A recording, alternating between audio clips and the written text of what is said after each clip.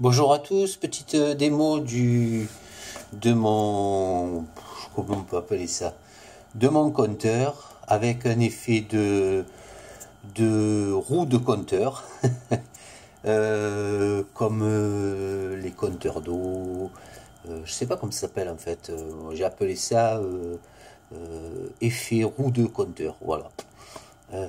Donc là, ça change de couleur à chaque chiffre.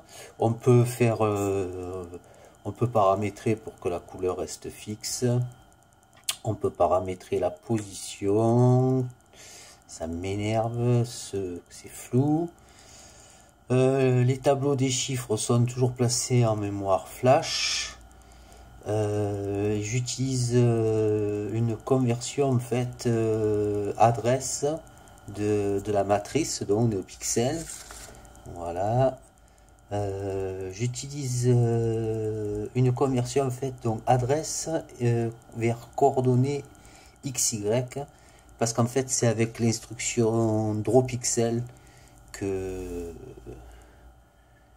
j'affiche les chiffres, fait que j'affiche les LED, fait que j'éclaire les LED, je vais y arriver, que j'éclaire les LED ou que j'éteigne les LED en fonction des tableaux des chiffres. Voilà. Plus bien sûr l'algo pour le déplacement.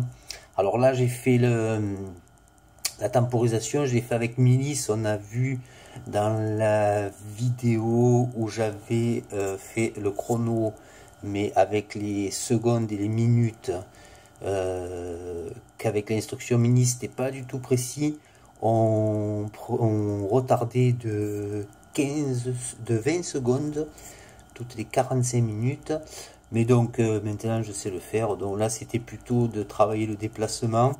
Et aussi, donc là j'ai fait les secondes pour pas poireauter une minute en attendant que le chiffre bouge.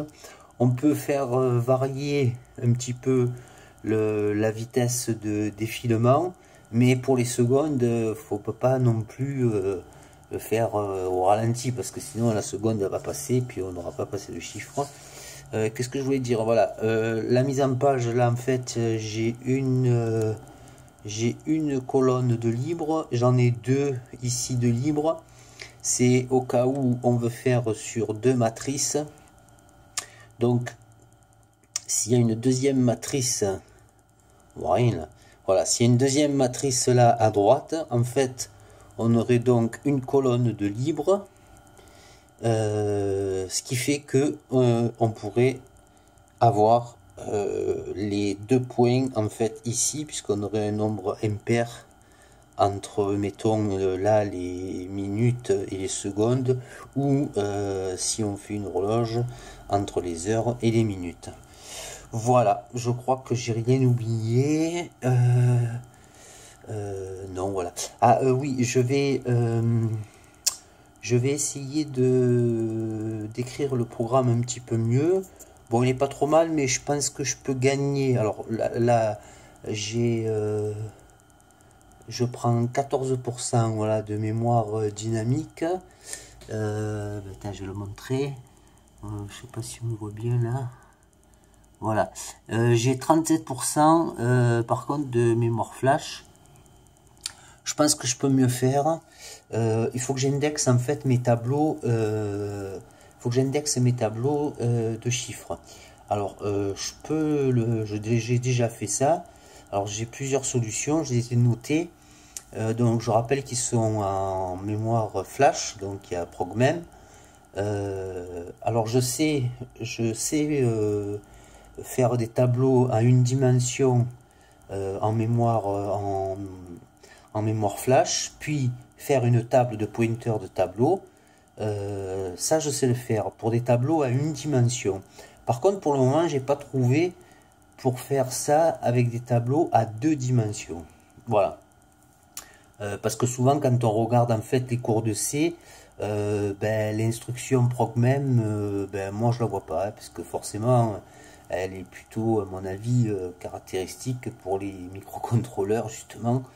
Donc voilà, après j'ai d'autres solutions pour indexer. En fait les tableaux des chiffres ils sont à deux dimensions. Donc je pourrais par exemple faire un tableau, un seul tableau à 2 dimensions de tous mes chiffres, et du coup ben, il serait indexé parce que la première ligne correspondrait à la première ligne et la première colonne correspondrait par exemple au chiffre 0, puis la colonne, la ligne 16 et la colonne 0 correspondraient au chiffre 1, etc. etc.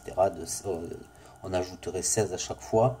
Mais bon, ça, comme je sais le faire aussi, ben, j'aimerais bien apprendre à créer une table en fait de pointeurs pour les tableaux à 2 dimensions.